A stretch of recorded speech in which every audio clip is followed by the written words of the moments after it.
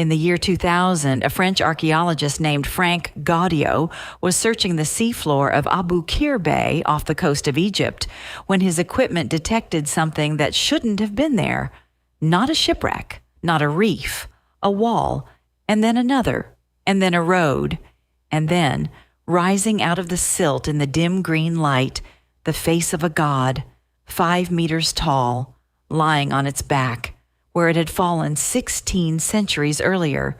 Gaudio had found a city, an entire Egyptian city, one that appeared in ancient texts, that Herodotus himself claimed to have visited, and that historians had spent 200 years assuming was a myth.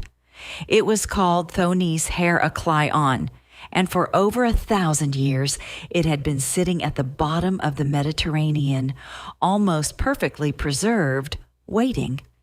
This is the story of how a city that size disappears and what the seafloor kept.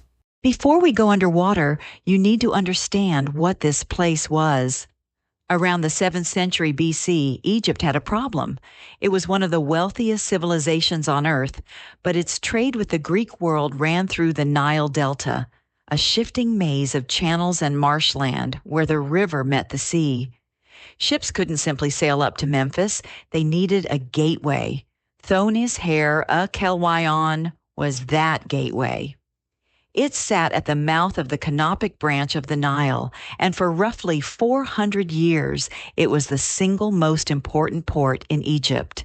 Every Greek ship carrying wine, oil, or silver into Egypt stopped here first. Every cargo was inspected here. Every tax was collected here. The name tells you something about how two cultures saw the same place. To the Egyptians, it was Thonis. To the Greeks, it was Heracleion, named for Heracles, who, according to legend, had set foot there. And that dual name is part of why historians got it wrong. For centuries, scholars debated whether Thonis and Heracleion were two separate cities, or one city with two names, or whether either had existed at all. The textual references were frustrating. Herodotus mentions it. Diodorus mentions it. A handful of Greek geographers mention it. But the descriptions were vague, the locations contradictory, and, crucially, nobody could find it. By the 19th century, the consensus had hardened. Thonis-Heracleion was literary invention, a place ancient writers described because other ancient writers had described it. They were wrong by about 6 kilometers and about 10 meters of water. Gaudio's team had been surveying Abu Qir Bay since 1996, using magnetometers and sub-bottom profilers, instruments that read the composition of the seabed beneath the silt. What they mapped over the following years was not a ruin. It was a city plan, a central temple complex, a network of canals, harbor basins, anchorages, residential districts connected by waterways rather than streets. A place, some researchers have suggested, that functioned something like an ancient Venice, and in the silt, objects. More than 64 ships deliberately sunk or wrecked in the harbor, some still holding their cargo.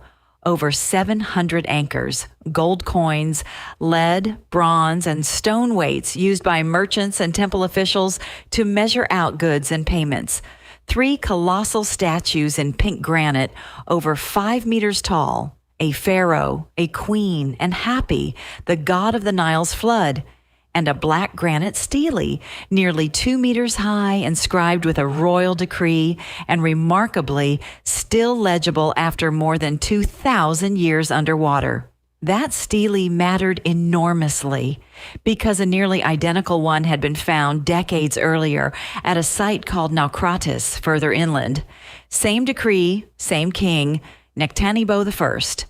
The 2 steles were essentially copies of the same royal order, placed at 2 different cities, and the Thonis-Heracleion stele carried the city's Egyptian name carved into the stone. The debate ended there. Thonis and Heracleion were the same place. It had existed, and they were standing on it. Here's the question that actually matters.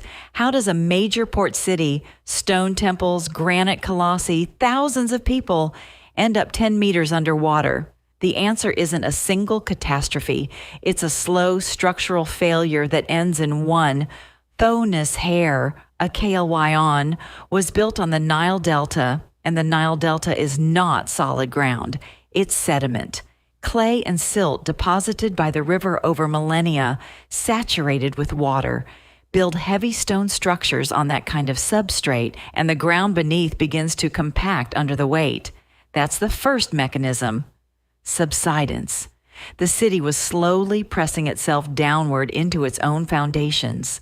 The second mechanism is worse. Water-saturated sediment, when shaken by an earthquake or by the sheer load of a large structure, can undergo a process called liquefaction. The particles lose contact with each other, and ground that behaved like solid earth momentarily behaves like liquid. Anything built on it doesn't topple. It sinks. Researchers examining the site have pointed to evidence consistent with exactly this: sections of the city that appear to have dropped vertically, structures that went down more or less where they stood rather than collapsing sideways. Add a third factor, rising sea levels across the eastern Mediterranean during this period, and the gradual reconfiguration of the Nile's channels. And a fourth.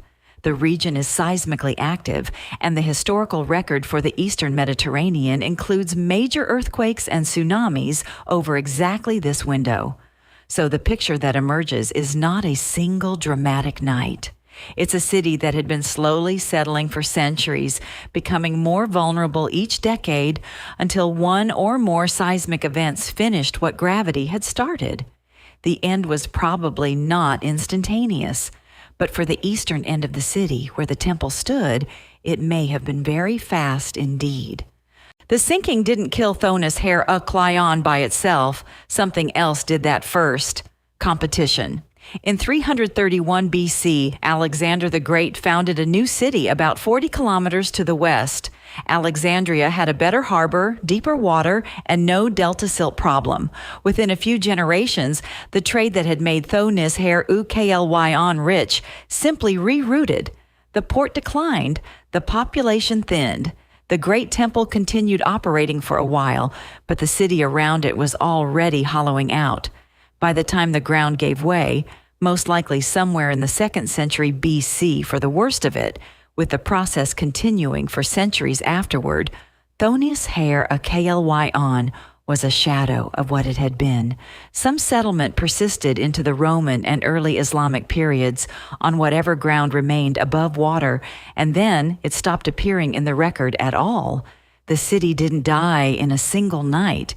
It was abandoned, and then it was submerged, and then it was forgotten. 3 separate deaths spread across 1,000 years. Here's the strange gift in all of this. If Thonis-Heracleion had stayed on dry land, we would have almost nothing. Egyptian sites on land have been quarried for building stone, looted for treasure, farmed over, built on, and excavated with varying degrees of care for 2,000 years. The sea did the opposite. Silt buried the city, and the silt sealed it, cutting off oxygen, which is what destroys organic material and corrodes metal. The result is a site where wooden ship timbers survive, where an inscription is still readable, where the layout of a harbor can be mapped, because the harbor is still shaped like a harbor. Archaeologists estimate that only a small fraction of the site has been excavated. The rest is still down there, under the silt, in the dark, which means the story of Thonis-Heracleion is not finished. It's paused. Every season of excavation pulls up something that adjusts what we thought we knew about how Greeks and Egyptians actually interacted, not as separate civilizations meeting at a border, but as populations living in the same streets, worshiping in the same temple complex, using 2 names for the same city. Herodotus wrote about this place around 450 BC. For most of the last 2 centuries, we assumed he was repeating a story. He was describing something he'd seen. The lesson archaeologists tend to draw from Thonis-Heracleion isn't about the city, it's about the record. We treat the absence of physical evidence as evidence of absence. A place isn't found, so the place wasn't real. A text describes something we can't locate, so the text is unreliable. But Thonis-Heracleion was always exactly where the ancient writers said it was. We just weren't looking underwater. There are other cities in those texts, other places described in detail by people who claim to have stood in them, dismissed for the same reason that nobody has found them yet. Some of them are probably fiction. Some of them are probably 10 meters down. If you want more of these, subscribe. There's a new one every week. And if you want the story of a civilization that vanished so completely that we still can't agree on why, watch the video on the Bronze Age collapse next. I'm going to leave you with this. The seafloor of the Mediterranean has been mapped in detail for less than a century. We have been writing history for 5,000 years. We are still catching up.